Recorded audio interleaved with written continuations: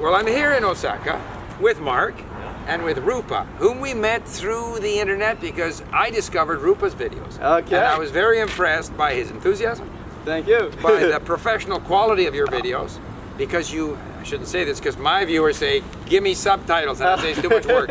But Rupa does a first-class job of doing that. Thank you. So I want to ask you, Rupa, you're from Australia? I'm from Melbourne, Australia, yeah. Okay.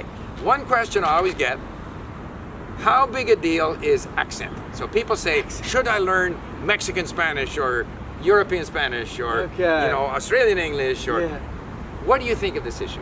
Well, that's a great question, hey? So, And then I'll tell you what I think. But okay, I'll ask so you first. what I think is, it might be a bit tricky if, for example, you want to go to Australia and you have zero idea of the Australian accent. Right. You might find yourself in, some difficult situations. But if you're especially a beginner or you're just getting started out in a language and you just want to have some basic communications, basic conversations, make some friends, I think don't worry about it too much. Thank you. Okay. That's exactly what I was going to say. Okay. People make such a big deal about accents, okay? I mean, you got European Portuguese, Brazilian Portuguese. When I studied Portuguese, I did both. Because I'm going to meet some people who speak Portuguese from Europe, some who speak Brazilian Portuguese. Spanish, the vowels don't change. Like, there's very little difference. Okay. And even I'm not even conscious when I'm speaking with you in English that in fact you're speaking Australian English and I'm speaking Canadian English, because the words are 99.9% the same. Absolutely. So that's good. People shouldn't worry, and in fact, it's in their interest to be exposed to a variety of accents. Okay. And if at some point you're going to be working in Quebec, or you're going to be working in Australia, then you might want to focus in on that accent. But as you said, for a good long while, as you're getting used to the language, don't worry about it. Okay. Absolutely. It's so true. Like when I started out in Spanish, like you can't even tell the difference. Like, it doesn't matter. I didn't even know there was. The same words. I know. The written is the same, and it takes a certain level of sophistication, actually, to be able to recognize which accent that is. Yeah, I guess. Like I still have trouble telling New Zealanders from Australia. Okay, yeah. Similar in Japanese, you might meet someone from Kanto region and then someone from Kansai, and then they speak differently. Yeah. But a beginner won't hear the difference. Yeah. He won't hear the when difference. I started learning it, I didn't worry about it at all. Not at all. Only when you get to that advanced level, Right. and you start living in Tokyo, you start living in Osaka, you start to pick up little things. Next question. When you came to Japan, I know you studied some Japanese in Australia. Yeah, I studied in high So what school. level did you have when you got here? Well, I just finished high school, and then I came here. So I could do a very basic conversation. Nothing, like going to the doctor or setting up a bank account. So that was all a brand new experience. I could read and write, some of the basic kanjis. Right. But then when I actually got handed like something in Japanese, like a menu, I couldn't read it at all. So then when you got here, what was your strategy? First of all, when you got here, what were you doing? Were you working? Were you at school? Or I was a ALT, so assistant language teacher at a middle school. Right. So that was fun. Okay, so what was your strategy in terms of approaching Japanese and getting your Japanese level up? Well, for me, I'm a pretty outgoing guy. I love meeting new people. So what I did was I went to a lot of bars or izakayas and just started conversations with people. Right. Just with the little Japanese that I did have, I spoke pretty basically, but with that I could get a couple of conversations going, meet new friends, see them again and again.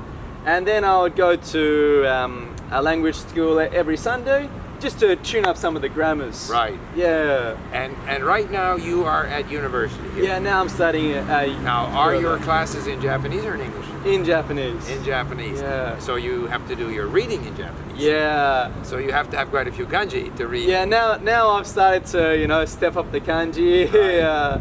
Now, to what extent has going to university here, what effect do you feel that has on your ability to have conversations with people? In terms of conversation, I think not too much, because the Japanese I'm learning in school is very formal. Right. So for example, we might be studying business Japanese, which is all keigo. Right. So we're learning, kenjogo, sonkeigo, teneigo. What's the differences between these? But when I'm just meeting someone, for lunch, we don't use that. If I started to use those, they'll think I'm, being a little bit weird. Right.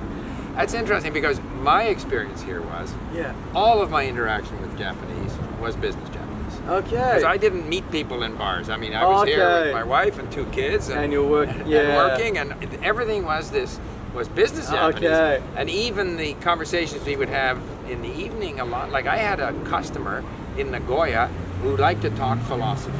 Yeah. He bought newsprint. I worked for a Canadian forest products company. Yeah. And once a month I had to go to Nagoya, sit there in a Japanese restaurant with him and polish off a bottle of whiskey and discuss philosophy. Okay, in so Japanese. That's in Japanese. That was different. It got better as a whiskey. Yeah. I've noticed that. The more you drink, the more fluent you become. Absolutely.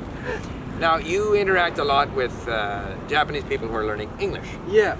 What do you think are the major difficulties? Like if you compare your efforts at learning Japanese starting in Australia and then when you came here versus what you see with Japanese people who are learning English. What is similar, what is different?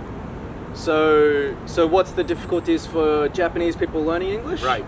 I think with Japan, I noticed this when I was a middle school teacher, is that they're very shy to speak it. Right. So a lot of my students would write these beautiful essays and have their grammar spot on, use some pretty advanced vocabulary. But then when I would ask them in the hallway, how's your day going? They would go, oh, sorry, they would get shook up, Yeah. So I think, just getting out of their shell, actually practicing the English. And that way, when you practice it more and more, the words that you do learn, they get reinforced into your memory. Right. So they're learning it, but they're not actually using it. Right. Or they might use it once in an essay, but have to look it up in a dictionary. Right. But they're not using it again and again with their friends or with their teachers. Now, of course, you're here in Japan, you have the opportunity to use it again and again. Yeah. When you were in Australia, you didn't have that opportunity. Yeah. So they're in that situation. They don't really have the chance to use it all the time. Yeah. So what can they do? I mean, they can't, obviously if you live where the language is spoken and you have a certain level of comprehension, then you can work on that to raise your level. But someone who's the Japanese learning English here, you learning Japanese in Australia, many people learn at home and they don't have that opportunity. What can they do? Well, I guess now, with the internet, there's so many things to do, right? So, all those language exchange websites or, great, YouTube channels like yours. Okay. And or websites, programs like that. And then I guess just building up those habits. Right. Like you said, listening to that music, or if you enjoy it, or, watching that TV shows that you like again and again.